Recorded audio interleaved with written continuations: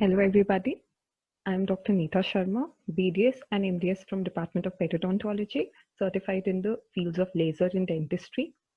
I'm here to talk about periodontal pocket in association with Dental Hub. So before going to the topic itself, I would just like to give you a glimpse of the importance of periodontal tissue. I'm sure all of you are acquainted with it, how important it is, how it plays a role in supporting as a supporting structure for the dentition. So any branch, be it orthodontics, endodontics, prosthodontics, is not successful if the periodontal tissues are not healthy. So eventually, even if you do a good bracket placement, a good RCT, or if you give a good prosthesis, if these tissue, the supporting tissue or the periodontal tissues are not healthy, it all will lead to your unsuccessful treatment.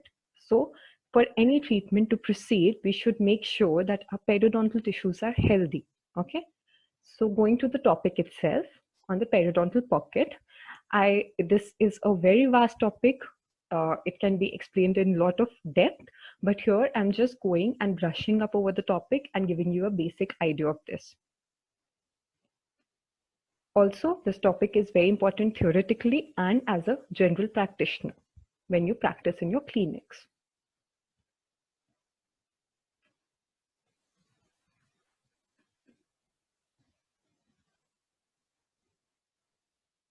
So coming to the definition.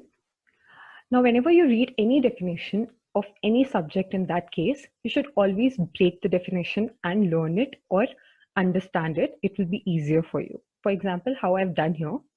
So the definition of periodontal pocket is defined as a pathologically deepened gingival sulcus.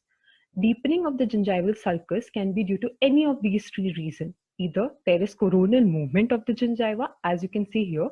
So coronal and apical are two terms which should be very clear in your head to understand this term, the pocket, different types of pocket.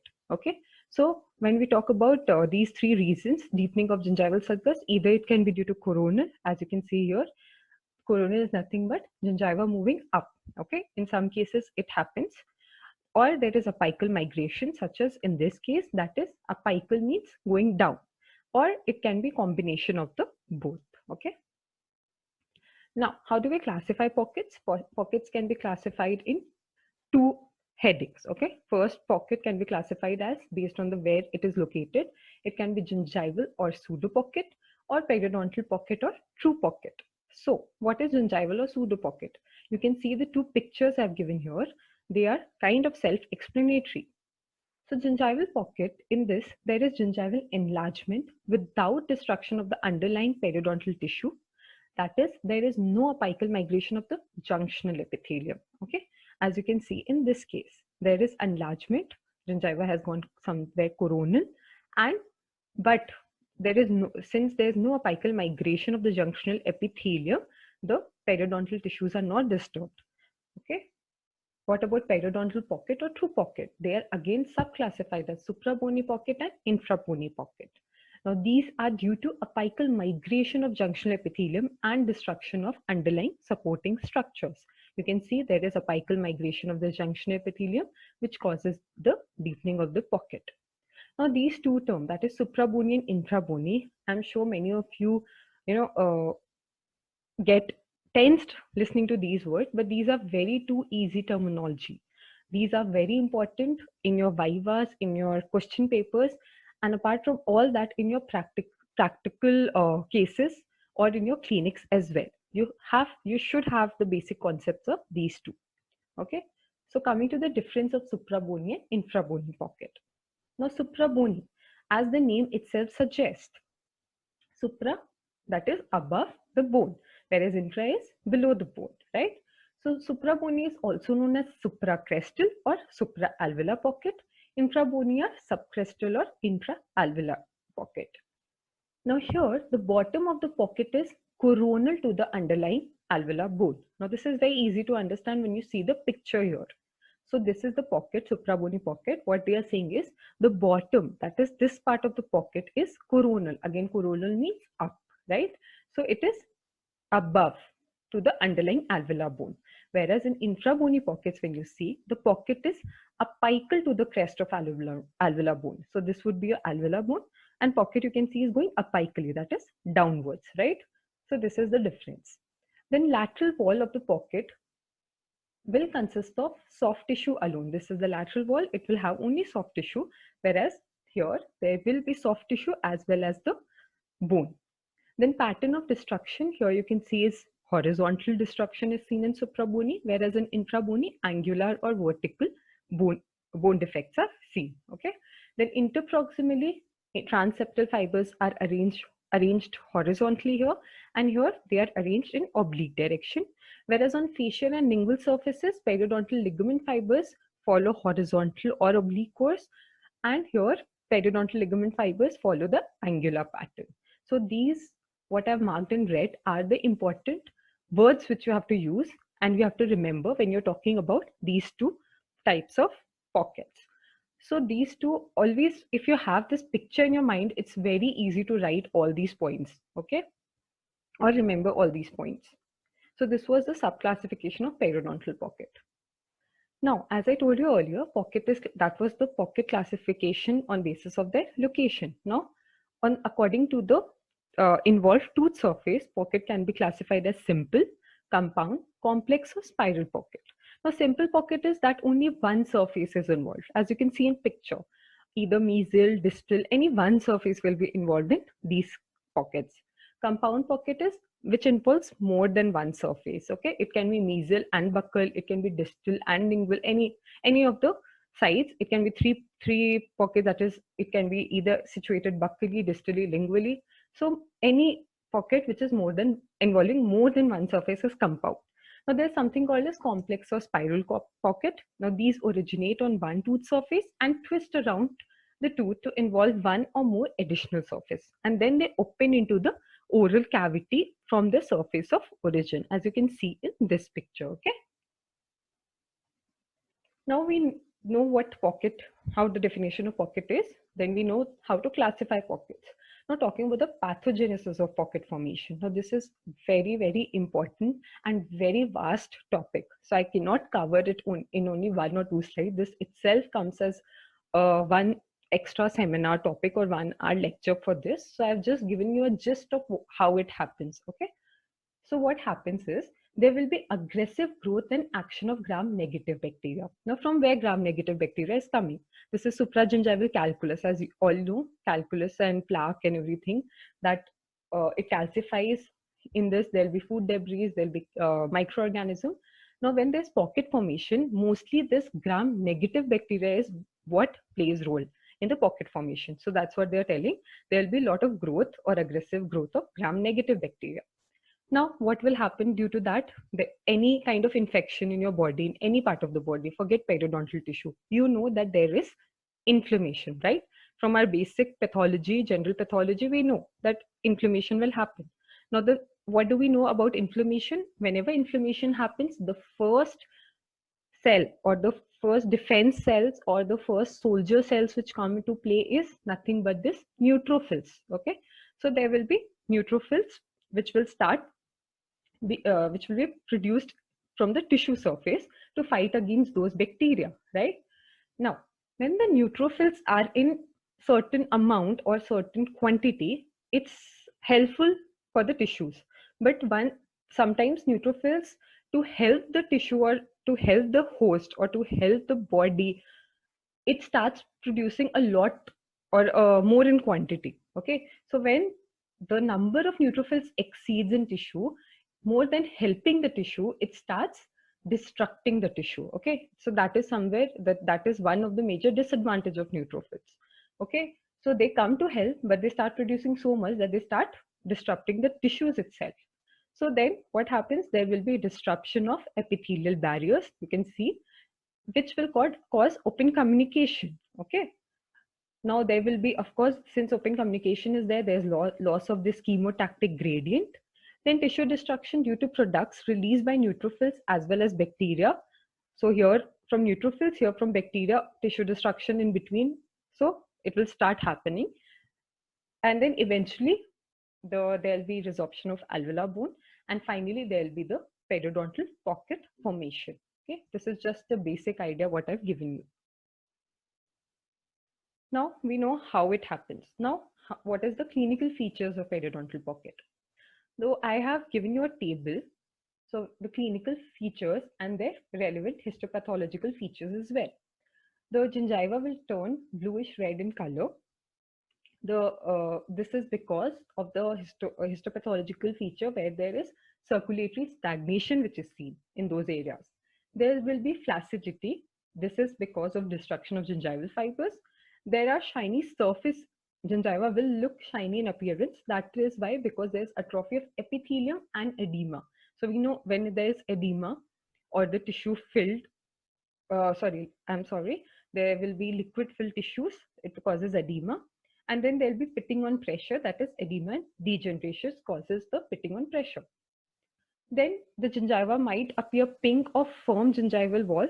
This is because of the fibrotic changes which predominate over exudation and degeneration. There will be bleeding on probing. This is because of increased vascularity, degeneration of epithelium, proximity of vessels to inner surface.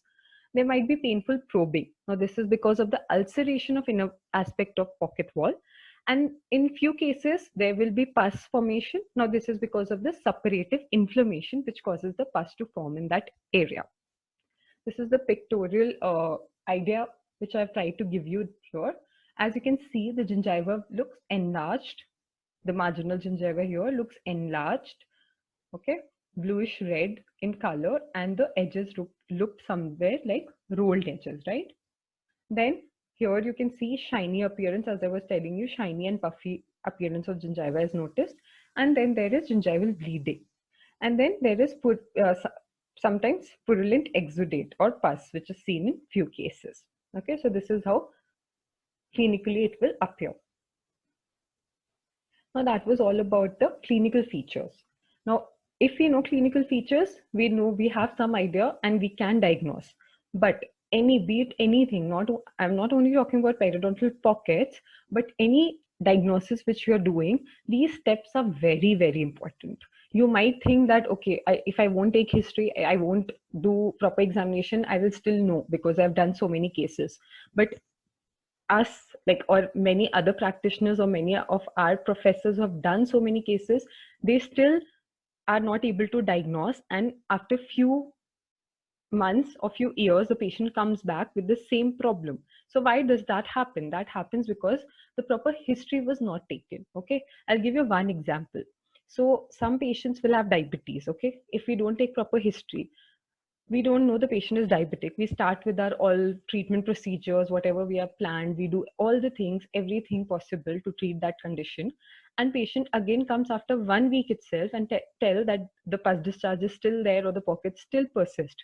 So we will think that we have done something wrong in our treatment part. But since we didn't follow this first step of diagnosis, if we knew the patient was diabetic from here itself, we might have gone in another treatment plan procedure where we first check the diabetes of the patient, we make the diabetes under control, and then we follow other treatment options. So this history plays a very, very important role. Okay.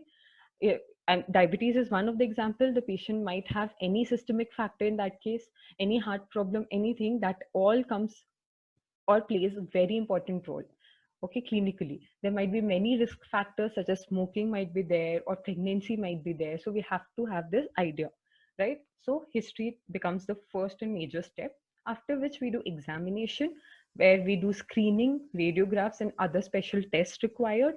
Now sometimes radiographs also plays a very important role where we are not sure whether pocket is there or not there, and we are not sure about the depth of the pocket or anything.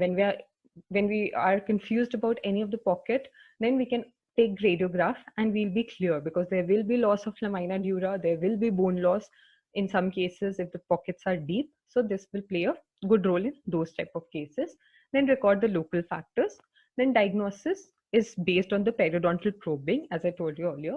Now this insertion of periodontal probing plays a very important role. Now for example, what if we place a probe just perpendicular like this? We'll hit this tissue, right? Now here this picture looks enlarged, but when you see the oral cavity, for you this whole area might appear same, okay, because the tissues are so small. So What if we place the probe like this? We will hit the tissue here and we might feel, or somewhere here, even somewhere here, you might feel, okay, the pocket is just this much, no need for any treatment, but deep inside the pocket is still here. Okay, so always place your periodontal probe in an angulated way. What they say is 45 degrees to the tooth when you're inserting. Okay, that will give you a good idea about the probing depth.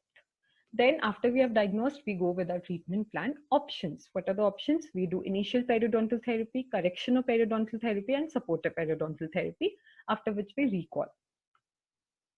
So coming to my final slide, the treatment of this pocket. Now here, this image I have taken from Google because this was a very nice flowchart or diagrammatic representation of the treatment options for the pockets. So this is first coming to pseudo-gingival pocket. Now this are kind of reversible pocket, if I may say. If you are doing a good treatment and if patient is maintaining the oral hygiene well, this will give you the best result. Like the patient will be reversed to the proper natural looking or natural healthy periodontal tissues. So here, scaling and root planing will be the first step. Then reevaluate and maintenance. This is a very important step when we're talking periodontology, or I think any branch of dentistry. This plays a very important role because patients, or when we talk about patients in India, they are not so conscious about their oral cavity. So we have to keep checking on them. So this uh, step plays a very important role. If still the pocket persists, we do gingivectomy or gingivoplasty. Now this, I will just give you an idea of what it is. Gingivectomy or gingivoplasty is reshaping of the gingiva or cutting a part of gingiva if the pseudo pocket or gingival pocket still persists. So these are kind of pockets. If I give you example, the best example for this would be drug-induced gingival enlargement. So apart from all these steps, one more step, the basic step added for those kind of gingival enlargement or pseudo pockets would be substituting the drug, and then we'd go and follow these steps. Then coming to true or periodontal pocket, we do scaling, root planing, again reevaluate and maintenance, then removal of pocket wall, which is nothing but curettage, and then removal of tooth side of the pocket, which is nothing but planing, root planing. So talking individually about suprabony and infrabony, if suprabony pocket persists in anterior teeth, scaling, root planing, maintenance, phase 1 therapy would be done. If pockets still persist, we go for curettage, that is that removal of the pocket wall or ulcerated gingiva on the pocket wall. If pockets are moderate to severe, we go for flap surgery where we utilize these clavicular incisions. Then talking about the posterior teeth, if scaling, root planing, maintenance would be the first step here. Again, if persistent pocket and inadequate access is there for the curettage to take place, we go for flap surgery again in these cases. And infrabony is done by all the new attachment procedures we do for infrabony pockets. So that would be it about periodontal pocket. I hope you got some basic idea about this topic. And if you have any doubts, you can leave your doubts in the comment section below. Thank you so much.